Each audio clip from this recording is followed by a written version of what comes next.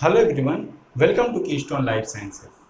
Previous lectures में हम लोग सेल जंक्शन के बारे में बात कर रहे थे। मल्टीसेलुलर ऑर्गेनिज्म में जितने भी तरह के सेल जंक्शंस पाए जाते हैं, हम लोगों ने वहाँ पे हर एक सेल जंक्शन के बारे में डिटेल में बात किया। ठीक है, इस लेक्चर से हम लोग वेस्कुलर ट्रैफिकिंग के बारे में स्टडी करना स्टार्ट करेंगे। ठीक है, आज मैं आपको वेस्कुलर ट्रैफिकिंग का एक ओवरव्यू दूंगा, एक बेसिक सा व्यू दूंगा, जिससे आगे आने वाले लेक्चर्स में आपको वेस्कुलर ट्रैफिकिंग की जो प्रोसेस होती है उसको समझने में आसानी होगी। ठीक है, तो वेस्कुलर ट्रैफिकिंग को स्टार्ट करने से पहले मैं आपको थोड़ा सा रिफ्रेश करना चाहता हूँ। जब मैंने आपको प्रोटीन की टारगेटिंग पढ़ाना स्टार्ट किया था, तो वहाँ पर मैंने आपको बताया था कि जो प्रोटीन्स की टारगेटिंग होती है उनके फाइनल डेस्टिनेशन तक, वो दो तरीके से होती है। ठीक है, अगर हम लोग प्रोटीन की टारगेटिंग की बात करें या प्रोटीन सॉर्टिंग की बात करें, तो मैंने आपको बताया था कि दो पाथवे होते हैं प्रोटीन टारगेटिंग के। प्रोटीन टारगेटिंग प्रोटीन टारगेटिंग के दो पाथवेज मैंने आपको बताए थे। ठीक, पहला मैंने आपको बताया था सिग्नल बेस्ड टारगेटिंग, एक मैंने आपको बताया था सिग्नल बेस्ड, और दूसरा मैंने आपको बताया था that is the secretary pathway. Secretary pathway. ठीक, तो दो मैंने आपको प्रोटीन टारगेटिंग के दो मेथड्स मैंने आपको, या दो पाथवेज मैंने आपको, प्रोटीन टारगेटिंग जब मैं आपको पढ़ाना शुरू किया था तब मैंने आपको बताया था। अगर आपने लेक्चर्स को नहीं देखा है तो आप जरूर देखिए, क्योंकि आगे आने वाली सारी चीज़ें वहीं से लिंक होंगी। ठीक है, सिग्नल बेस्ड ट्रैफिकिंग में मैंने आपको बताया था, यहाँ पे जो प्रोटीन होती है वो साइटोसॉल में सिंथेसाइज होती है, पूरी की पूरी प्रोटीन साइटोसॉल में सिंथेसाइज होती है। साइटोसॉल में जब वो सिंथेसाइज होती है तो उसके पास एक स्पेसिफिक टारगेटिंग सीक्वेंस पाया जाता है। टारगेटिंग सीक्वेंस पाया जाता है, कुछ कंजर्व अमीनो एसिड सीक्वेंस होता है जिसको हम लोग टारगेटिंग सीक्वेंस कहते हैं। एन टर्मिनस पे होता है, कहीं कहीं सी टर्मिनस पे होता है, मैंने आपको सब कुछ बताया, आप लोग देखिएगा उसको। ठीक है, इस टारगेटिंग सीक्वेंस के अकॉर्डिंग इसको फाइनल डेस्टिनेशन तक भेज दिया जाता है, सीधे इस टारगेटिंग सीक्वेंस के अकॉर्डिंग कहाँ पहुंच जाएगी, फाइनल डेस्टिनेशन। लेकिन अगर कोई प्रोटीन सेक्रेटरी पाथवे में एंटर करती है, ठीक है, तो उसकी सिंथेसिस स्टार्ट तो होती है फ्री राइबोसोम पे। फ्री राइबोसोम पे फ्री राइबोसोम पे इसकी सिंथेसिस स्टार्ट होती है, और फिर उस प्रोटीन के पास जो नेसेंट प्रोटीन सिंथेसाइज होती आती है उसके पास एक सिग्नल सीक्वेंस होता है जिसको हम लोग हाइड्रोफोबिक सिग्नल सीक्वेंस बोलते हैं। हाइड्रोफोबिक सिग्नल सीक्वेंस होता है। इस हाइड्रोफोबिक सिग्नल सीक्वेंस को रिकॉग्नाइज करते हैं एसआरपी, जो कि साइटोसोलिक राइबोन्यूक्लियोप्रोटीन होती हैं। एसआरपी के रिसेप्टर्स पाए जाते हैं ईआर के मेम्ब्रेन पे। क्या होता है, एसआरपी रिसेप्टर। ये सारी चीज़ें मैंने आपको डिटेल में पढ़ाया हुआ है। एसआरपी रिसेप्टर कहाँ पे है, ईआर मेम्ब्रेन पे। ठीक, मतलब ये पूरा का पूरा कॉम्प्लेक्स कहाँ लेकर जाया जाता है, ईआर मेम्ब्रेन पे, और फिर फर्दर ये ईआर के ल्यूमेन में आता है। प्रोटीन कहाँ पे आ जाती है, ईआर के ल्यूमेन में। ठीक, ल्यूमेन में इसका मॉडिफिकेशन होता है, फोल्डिंग होती है, जो कुछ भी होता है सब कुछ मैंने आपको बताया है।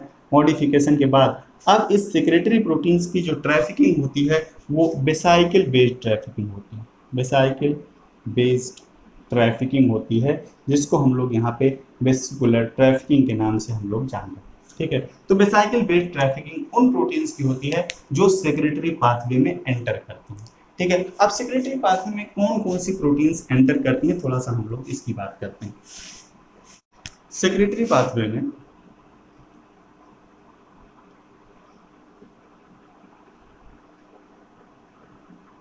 सेक्रेटरी पाथवे में कौन कौन सी प्रोटीन्स एंटर करती हैं। ठीक है, तो सबसे पहली प्रोटीन जो सेक्रेटरी पाथवे में एंटर करेंगी, these are the proteins of extracellular matrix. Second होती हैं proteins that are synthesise for secretion, जैसे कि कुछ हार्मोन हो गए, सिक्रीशन,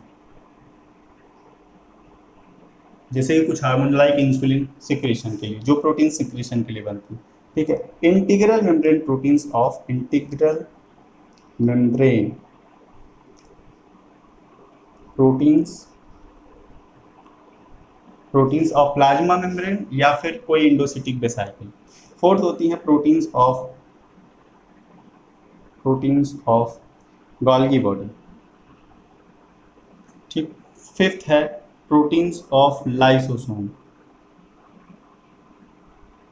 ठीक, लाइसोसोमल प्रोटीन। ठीक, ये 5 इंपॉर्टेंट प्रोटीन्स ऐसी होती हैं जो सेक्रेटरी पाथवे में इंटर करती हैं। इसका मतलब इनकी सिंथेसिस शुरू होती है फ्री राइबोसोम पे, हाइड्रोफोबिक सिग्नल सीक्वेंस इनके पास होते हैं एन टर्मिनस पे, उनको रिकॉग्नाइज करते हैं एसआरपी और एसआरपी उसको ईआर तक ले जाते हैं और फिर ईआर से इनको फाइनल डेस्टिनेशन तक भेजा जाता है। इसी को हम लोग सेक्रेटरी पाथवे कहते हैं। ठीक, सपोज दैट अगर कोई प्रोटीन है प्लाज्मा मेम्ब्रेन की इंटीग्रल मेम्ब्रेन प्रोटीन है, तो वहाँ पे क्या क्या फंक्शंस परफॉर्म करती है, थोड़ा सा हम लोग इसके बारे में बात करते हैं। प्लाज्मा मेम्ब्रेन तक कौन कौन सी प्रोटीन भेजी जाएंगी? सबसे पहली प्रोटीन जो प्लाज्मा मेम्ब्रेन तक भेजी जाएंगी that is the cell adhesion molecules. Cell adhesion molecules मैंने कल ही आपको बताया था, कैडेरिन, इंटीग्रिन, सिलेक्टिन, ये सारे सेल एडिशन मॉलिक्यूल्स। ठीक, second cell surface receptor. Cell surface receptor,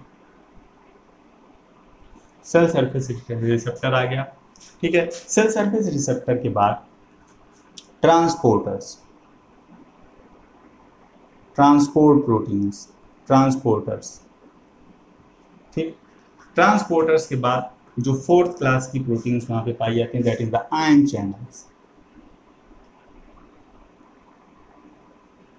ठीक, और बहुत सारे मेम्ब्रेन बाउंड एंजाइम्स भी होते हैं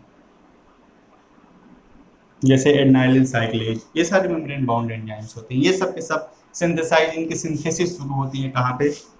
इन सब की सिंथेसिस स्टार्ट होती है फ्री राइबोसोम जो साइटोसोल पाया जाता है, फिर वो राइबोसोम्स ईआर तक जाते हैं और वहां पे क्या होता है, इनका मॉडिफिकेशन होता है और फोल्डिंग होती है। ठीक है, और उस फोल्डिंग के बाद जो प्रोटीन का फाइनल स्ट्रक्चर होता है that is the native conformation. उस नेटिव कन्फॉर्मेशन से ये पता चलता है कि इस प्रोटीन को किस ऑर्गेनेल तक जाना है या इसकी फाइनल साइट क्या होगी, सिक्रीट होना है कि मेम्ब्रेन में जाना है। ठीक है, वहां पे कुछ specific conserve amino acid sequences भी पाए जाते हैं। उन सीक्वेंसेस के अकॉर्डिंग भी ये पता चल जाता है कि ये जो प्रोटीन है इसका फाइनल डेस्टिनेशन क्या होगा। ठीक है, फिर उस अकॉर्डिंग उस प्रोटीन को एक मेम्ब्रेनस वेसिकल में पैक किया जाता है और उस मेम्ब्रेनस वेसिकल में पैक करके कि उसको उसके फाइनल डेस्टिनेशन तक भेजा जाता है, जिसको हम लोग वैस्कुलर ट्रैफिकिंग कहते हैं। ठीक है, तो वैस्कुलर ट्रैफिकिंग होने के लिए या इन प्रोटीन्स को इनके फाइनल डेस्टिनेशन तक पहुंचाने के लिए जो सबसे इंपॉर्टेंट काम है वो है एक वेसाइकिल की बडिंग। और उस वेसाइकिल की बडिंग के बाद उसमें एक पर्टिकुलर प्रोटीन, जिस प्रोटीन की टारगेटिंग होनी है सिर्फ वही प्रोटीन उस वेसाइकिल के अंदर में जाए। ये दो चीजें सबसे ज्यादा इंपॉर्टेंट होती हैं। क्या इंपॉर्टेंट होती हैं? पहला वेसाइकिल बडिंग, वेसाइकिल बडिंग मतलब वेसाइकिल की ओरिजिन। ठीक है, और वेसाइकिल के बड होने के बाद में उस वेसाइकिल में जिस प्रोटीन की टारगेटिंग होनी है वही प्रोटीन वहां पे एडमिट हो। ये दो चीजें सबसे इंपॉर्टेंट है। ठीक है, इनिशियल फेज में। उसके बाद इस वेसाइकिल की प्रॉपर फ्यूजन, इस वेसाइकिल को जहां पे फ्यूज होना है वहीं पे जाके फ्यूज हो, इस चीज को भी रेगुलेट करना इंपॉर्टेंट होता है।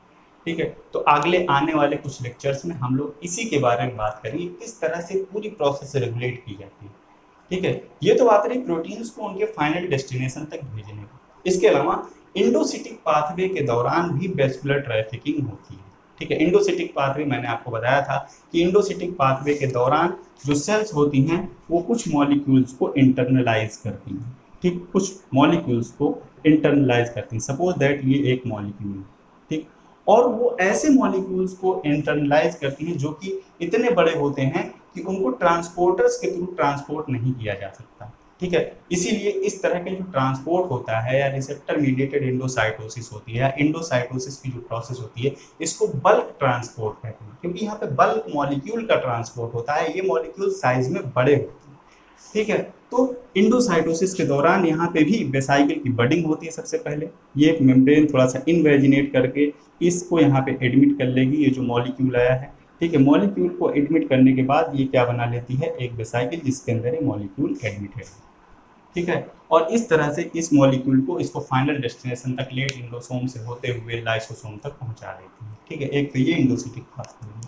दूसरे इंडोसिटिक पाथवे में कुछ रिसेप्टर्स सेल के सरफेस पे पाए जाते हैं और उन रिसेप्टर्स का जब वहाँ पे काम नहीं होता है तो उनको इंटरनलाइज कर लिया जाता है, वापस इंटरनलाइज कर लिया जाता है। ठीक है, तो इस तरह से उस रिसेप्टर की एक्टिविटी को रेगुलेट किया जाता है। मैं आपको सेल सिग्नलिंग में इसके बारे में बताऊंगा। रिसेप्टर का इंटरनलाइजेशन एक तरह का सेल सिग्नलिंग प्रोसेस जो वहाँ पे चल रहा है उसका रेगुलेशन होता है, क्योंकि वो रिसेप्टर है जो सिग्नल को परसेप्ट करके फिर फर्दर सिग्नलिंग प्रोसेस को चला रहा है। लेकिन जब हमें उस सिग्नलिंग प्रोसेस की जरूरत नहीं है और हमने तब हमने क्या करना है कि उस रिसेप्टर को रोकना है, ठीक है। या तो उसका पोस्ट ट्रांसलेशनल मॉडिफिकेशन कर दिया जाता है, कुछ उसमें खास कोरिलेशन या फिर कुछ करके उसकी एक्टिविटी को इनहिबिट कर दिया जाता है, या फिर दूसरा तरीका ये होता है कि उस रिसेप्टर को वहां से हटा लिया जाए। तो अब उस रिसेप्टर को वहां से हटाया कैसे जाएगा? सपोज दैट यहाँ पे ये रिसेप्टर है, ठीक है, जो कि सिग्नलिंग पाथवे चला रहा है। अब इस सिग्नलिंग पाथवे की जरूरत नहीं है, तो होता क्या है, ये मेम्ब्रेन यहाँ से इन्वेजिनेट करना शुरू कर देती है। क्या करती है? ये मेम्ब्रेन यहाँ से इन्वेजिनेट करना शुरू कर देती है, ठीक है। और ये रिसेप्टर क्या होता है, इंटरनलाइज हो जाता है, ठीक है। यहाँ पे ये रिसेप्टर है, फिर क्या होगा, ये रिसेप्टर यहाँ से गायब हो गया, ठीक है। रिसेप्टर यहाँ से गायब है, सिग्नल प्रेजेंट है, सिग्नलिंग प्रोसेस इनहिबिट हो गई, ठीक है। तो सिग्नलिंग प्रोसेस को रेगुलेट करने में भी ये जो हमारी इंडोसिटिक पाथवे होता है या फिर हम लोग कहें वैस्कुलर ट्रैफिकिंग, वहाँ पे इंपॉर्टेंट रोल प्ले करते हैं, ठीक है। अब यहाँ पे जो मैंने कहा वेसाइकिल की बडिंग, दोनों ही जगहों पे वेसाइकिल की बडिंग इंपॉर्टेंट है। यहाँ पे भी चाहे हम लोग इंडोसिटिक पाथवे की बात करें, चाहे हम लोग वैस्कुलर ट्रैफिकिंग की बात करें, वेसाइकिल की बडिंग इंपॉर्टेंट होती है, ठीक। तो वेसाइकिल की बडिंग शुरू होती है एक प्रोटीन के पॉलीमराइजेशन से, एक सॉल्युबल प्रोटीन सेल्स के अंदर में पाई जाती है, बिल्कुल सेल मेम्ब्रेन के नीचे, बिल्कुल सेल मेम्ब्रेन के नीचे एक प्रोटीन पाई जाती है। ये सॉल्युबल प्रोटीन्स होती हैं जिनको हम लोग कहते हैं पोर्ट प्रोटीन्स। पोर्ट प्रोटीन्स, हर एक वेसाइकिल में अलग अलग तरीके की पोर्ट प्रोटीन्स पाई जाती हैं, हम लोग इनके बारे में बात करेंगे। तो सबसे पहला काम क्या होता है, polymerisation of port proteins. Polymerisation of coat protein.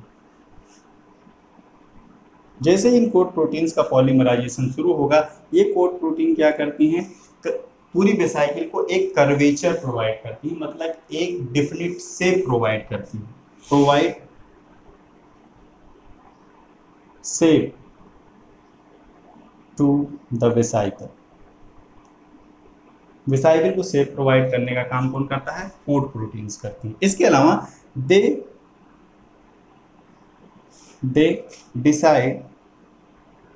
Decide the type of protein,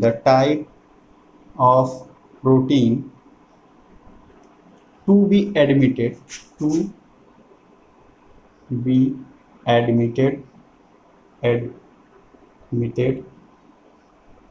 in the vesicle. Vesicle के अंदर में कौन सी प्रोटीन जाएगी उसको भी कौन डिसाइड करती हैं, ये कोड प्रोटीन्स डिसाइड करती हैं, ठीक है। तो कोड प्रोटीन ये इंपॉर्टेंट काम करती है। इसके अलावा they includes the vesicle fusion protein that is we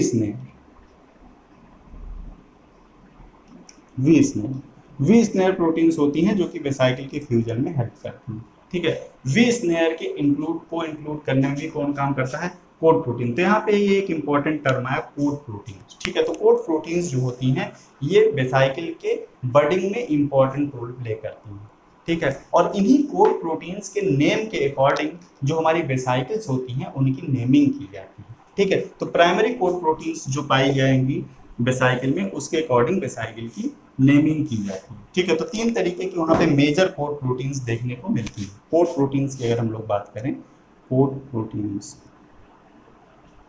तो 3 मेजर टाइप्स की कोड प्रोटीन्स वहाँ पे देखने को मिलती हैं, ठीक। पहली होती हैं COP1 कोटेड वेसाइकिल, दूसरी होती हैं COP2 कोटेड वेसाइकिल्स, और तीसरी होती हैं क्लेथ्रिन कोटेड वेसाइकिल, क्लेथ्रिन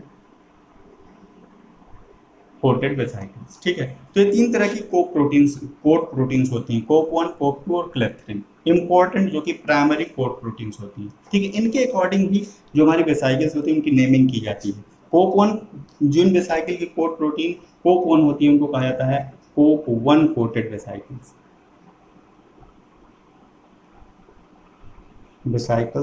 इसी तरह से COP2 कोटेड वेसाइकिल्स, COP2 कोटेड वेसाइकिल्स, और इसी तरह से क्लेथ्रिन कोटेड वेसाइकिल्स, क्लेथ्रिन कोटेड वेसाइकल्स।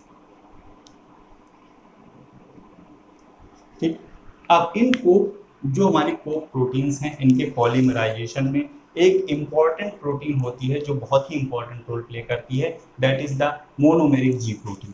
ठीक है, इस पूरी कोक प्रोटीन के पॉलीमराइजेशन में एक monomeric G protein important role play करता है, मोनोमेरिक जी प्रोटीन। ठीक, मैं आपको बेसिक व्यू दे रहा हूँ किस किस चीज़ों की रिक्वायरमेंट होगी, ये सारे टर्म आगे चल के आएंगे ताकि आपको कोई कंफ्यूजन ना हो। ठीक, पूरी कोक प्रोटीन के बनने में मोनोमेरिक जी प्रोटीन्स की इंपॉर्टेंस होती है। ठीक है, अब कौन कौन सी मोनोमेरिक जी प्रोटीन वहाँ पे इन्वॉल्व होती हैं, तो वो मोनोमेरिक जी प्रोटीन होती हैं, एक होती है ARF और दूसरी होती है SAR1। ठीक है, ARF और SAR1। ARF जो होती हैं वो कोक 1 और क्लेथ्रिन कोटेड वेसाइकिल की बडिंग में हेल्प करती है। किसके? कोक 1 और क्लेथ्रिन कोटेड। ये बहुत ही इंपॉर्टेंट चीज़ मैं आपको बता रहा हूँ, उसको याद रखिएगा। क्लेथ्रिन कोटेड जितनी भी वेसाइकिल होती हैं उनकी बडिंग में ARF monomeric G protein important role play करती है, जबकि SAR1 जो होती है वो कोक 2 कोटेड वेसाइकिल जो होती हैं उनकी बडिंग में इंपॉर्टेंट रोल प्ले करती है। ठीक है, तो इस तरह से कुल मिला करके जो हमारी कोक प्रोटीन्स होती हैं उनका पॉलीमराइजेशन होता है और वेसाइकिल की बडिंग होती है। ठीक है, अब वेसाइकिल की बडिंग हो गई तो दूसरा जो काम आता है वो होता है वेसाइकिल के फ्यूजन का। ठीक है, जो वेसाइकिल बड होकर के आती है उसके पास एक और मोनोमेरिक जी प्रोटीन होती है। ठीक है, चाहे वो किसी भी तरह का कोटेड वेसाइकिल हो, चाहे वो कोक 1 कोटेड वेसाइकिल हो, क्लेथ्रिन कोटेड वेसाइकिल हो, कोक 2 कोटेड वेसाइकिल हो, किसी भी तरह की कोटेड वेसाइकिल हो, उनके पास एक और मोनोमेरिक जी प्रोटीन होती है जिसको हम लोग कहते हैं Rab G protein, Rab monomeric G protein. ठीक, ARF और SAR1 ये वेसाइकिल की बडिंग में हेल्प करते हैं, जबकि रैब मोनोमेरिक जी प्रोटीन वेसाइकिल के फ्यूजन में हेल्प करता है, वेसाइकिल फ्यूजन में हेल्प करता है, वेसाइकिल के फ्यूजन में हेल्प करता है। किस तरह से करता है मैं आगे चल के आपको बताऊंगा। ठीक, वेसाइकिल अपने पेरेंट मेम्ब्रेन से बढ़ हुई और अपने टारगेट मेम्ब्रेन तक पहुंच गई। ठीक है, अपनी टारगेट मेम्ब्रेन तक पहुंच गई। मैंने आपको बताया था कि जो वेसाइकिल बड होकर के आ रही उसके पास एक फ्यूजन प्रोटीन होती है जिसको हम लोगों ने वी स्नेयर कहा था। जो वेसाइकिल आ रही है उसके पास फ्यूजन प्रोटीन थी, that is the v SNARE. ठीक, और जब अपने टारगेट वेसाइकिल तक पहुंची, टारगेट तक पहुंचती है तो उसके पास भी एक फ्यूजन प्रोटीन होती है जिसको कहा जाता है टी स्नेयर। ठीक, ये दोनों वी स्नेयर और टी स्नेयर आपस में इंटरेक्ट करते हैं और वेसाइकिल की प्रॉपर फ्यूजन को फैसिलिटेट करते हैं। ठीक है, तो कुछ इस तरह से वेसाइकिल का फ्यूजन होता है। ठीक है, तो ये कुछ इंपॉर्टेंट चीज़ें थी। आगे आने वाले टाइम में मैं आपको बताऊंगा कि और कौन कौन सी कोड प्रोटीन्स वहाँ पे पाई जाती हैं। मेजर कोड प्रोटीन्स मैंने आपको आज इसलिए बताया क्योंकि जब मैं आगे चल के आपको पढ़ाऊंगा तो वहाँ पे टर्म यूज करूंगा, कोक 1 कोटेड वेसाइकिल, कोक 2 कोटेड वेसाइकिल्स, ठीक है, v SNARE, t SNARE, monomeric G protein. तो ये इंपॉर्टेंट टर्म्स हैं जो वहाँ पे मैं बार बार यूज़ करूँगा, इसलिए इन टर्मिनोलॉजीज का समझना आपके लिए बहुत ही ज़्यादा जरूरी था। ठीक है, तो इसीलिए इस लेक्चर में मैंने आपको ये सारी चीज़ें समझा दी। अब नेक्स्ट लेक्चर में हम लोग डिटेल में इसके बारे में बात करेंगे कि किस तरह से वेसाइकिल की पिंचिंग होती है, किस तरह से, क्योंकि बडिंग के बाद पिंचिंग होना बहुत जरूरी है। ठीक है, मैंने कहा वेसाइकिल बड करती है। ठीक है, ये मेम्ब्रेन है। ठीक है, अब मेम्ब्रेन से यहाँ से वेसाइकिल ये बड कर गई। ठीक, अब इस वेसाइकिल का यहाँ से अलग होना, इसको कहा जाता है पिंच ऑफ। पिंच ऑफ, इस प्रोसेस को पिंच ऑफ बोलते हैं। ठीक है, तो अब इसकी पिंचिंग किस तरह से होगी, किस तरह से इसको छोड़ेगी। अब इसको छोड़ेगी तो सेल्फ सीलिंग प्रॉपर्टी मेम्ब्रेन के पास होती है। ठीक है, अब सेल्फ सीलिंग प्रॉपर्टी का एप्लीकेशन यहाँ पे आ गया, यहाँ से मेम्ब्रेन टूटी और ये फिर से सेल्फ सीलिंग प्रॉपर्टी के थ्रू जुड़ जाती है। तो इस टूटने को, जिसको हम लोग पिंच ऑफ बोल रहे हैं, ये किस तरीके से होता है, ये सारी चीज़ें, पूरी प्रोसेस, पूरा मैकेनिज्म हम लोग नेक्स्ट लेक्चर से इसके बारे में बात करना स्टार्ट करेंगे।